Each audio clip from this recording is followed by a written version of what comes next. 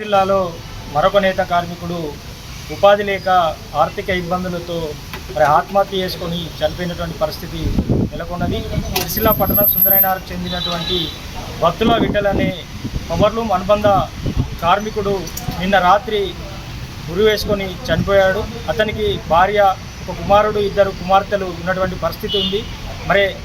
వాళ్ళ కుటుంబము పెద్ద దిక్కు కోల్పోవడం వల్ల వాళ్ళ కుటుంబం రోడ్డున పడేటువంటి పరిస్థితి ఉంది.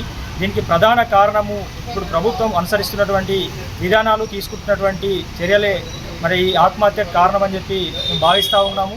ఎందుకంటే గత 15 నెలలుగా కూడా చూసుకున్నట్లయితే సిరిసిల్ల పవర్లూమ్ వస్త్ర పరిశ్రమలో సరి అయినటువంటి ఉపాధి లేకపోవడం వల్ల ఇప్పటికే 16 మంది కార్మికులు ఆర్థిక ఇబ్బందులతో వారి కుటుంబాలను పోషించుకోలేక మనోవేదనకు గురై, మనస్తాపానికి గురై ఆత్మహత్యలు చేసుకునేటువంటి చనిపోయినటువంటి పరిస్థితి ఉంది.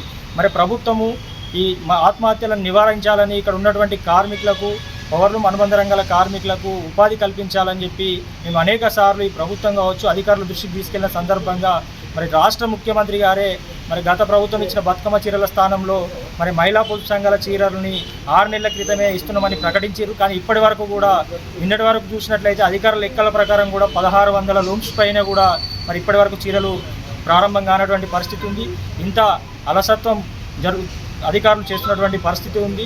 ఇప్పటికే కార్మికులు చనిపోతున్నా కూడా ఈ ప్రభుత్వం ఇంత అలసత్వం ఎందుకు ఇస్తుందని మీకు డిమాండ్ చేస్తూ ఉన్నాము. వెంటనే ఇక్కడ ప్రభుత్వం ఏదైతే చనిపోయినటువంటి కార్మికుల కుటుంబాన్ని, పెద్ద దిక్కు కోల్పోయిన కుటుంబాన్ని ఆర్థికంగా ఆదుకోవాలి. మరొక ఆత్మహత్య జరగకముందే వెంటనే ఇక్కడ పూర్తి స్థాయిలో ఉపాధి కల్పించే విధంగా చర్యలు తీసుకోవాలి. అదేవిధంగా చూసుకున్నట్లయితే కార్మికుల ఉపాధి ఆత్మహత్యల నేపథ్యంలో ఇక్కడ ప్రభుత్వం ఇచ్చిన ఆర్డర్లలో కార్మికులకు మేలు జరిగే విధంగా ప్రభుత్వం చర్యలు చేపట్టడం లేదు. ఇక్కడ ఉన్నటువంటి కార్మికులకు కూలీ నిర్ణయించాలని చెప్పి మేము 15 రోజుల కింద సమ్మె చేసిన సందర్భంగా ఇక్కడ ఉన్నటువంటి అధికారులు చర్చలు జరిపి కార్మికులకు ప్రభుత్వ పరంగా కూలీ నిర్ణయిస్తామని, అన్ని సమస్యలు పరిష్కరిస్తామని చెప్పారు.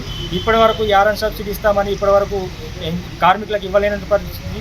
దాదాపు ఒక్కొక్క కార్మికునికి 15 నుంచి 20 వేల యారన్ సబ్సిడీ వస్తే కొంత ఆర్థిక వెసులుబాటు దొరికి కార్మికులు ఆర్థిక ఇబ్బందులు దొరికిపోయే అవకాశం ఉంటుంది. అయినా కూడా ఈ ప్రభుత్వము కార్మికులు చనిపోతున్నా కూడా ఇంత అలసత్వం వహిస్తున్నటువంటి పరిస్థితి ఉంది. కాబట్టి ఇప్పటికైనా ఈ ప్రభుత్వాన్ని మేము ఒకటే కోరుతా ఉన్నాము, ప్రభుత్వ పరంగా ఇచ్చేటువంటి ఆర్డర్లకు సంబంధించి కార్మికులకు మేలు జరిగే విధంగా, కార్మికులకు లాభం జరిగే విధంగా ప్రభుత్వ పరంగా కూలీ నిర్ణయించి ఇవ్వాలి. నిరంతరం ఉపాధితో పాటు కార్మికుల సంక్షేమానికి ప్రభుత్వపరమైనటువంటి చర్యలు తీసుకోవాలి. లేకుంటే మాత్రం మళ్ళీ ఆత్మహత్యలు ఇంకా కొనసాగుతూనే ఉంటాయి. కాబట్టి వర్కర్ టు ఓనర్ ఏదైతే ఉందో కార్మికులకు శాశ్వత పరిష్కారము గత ప్రభుత్వం ప్రారంభించింది, దాన్ని పూర్తి స్థాయిలో అమలు చేసే విధంగా ఈ ప్రభుత్వము నిర్లక్ష్యంగా వివరిస్తుంది. కాబట్టి మొన్నటికి మొన్న చేనేత జౌళి శాఖ మంత్రి ఇక్కడ ఉన్నటువంటి తుమ్మల నాగేశ్వరరావు గారు సిరిసిల్లకు మొట్టమొదటిసారి వచ్చింది. కానీ ఇక్కడ 15 మంది కార్మికులు చనిపోయినా కూడా ఏ ఒక్కరి కుటుంబాన్ని పరామర్శించినటువంటి పరిస్థితి లేదు. అక్కడ అన్ని విధాలు ఆదుకుంటామని ఒకవైపు చెప్తూ, మరొక వైపు ఏమో కార్మికులను ఆత్మహత్యలు జరిగే విధంగా ఈ విధానాలు అవలంబిస్తారు. కాబట్టి ఇప్పటికైనా ఈ విధానాలను మానుకోవాలి. కార్మికులకు సంక్షేమానికి అన్ని విధాల చర్యలు చేపట్టాలని సందర్భంగా మేము పవర్లూమ్ అనుబంధ రంగాల కార్మికుల పక్షాన సిఐటిగా డిమాండ్ చేస్తూ ఉన్నాం.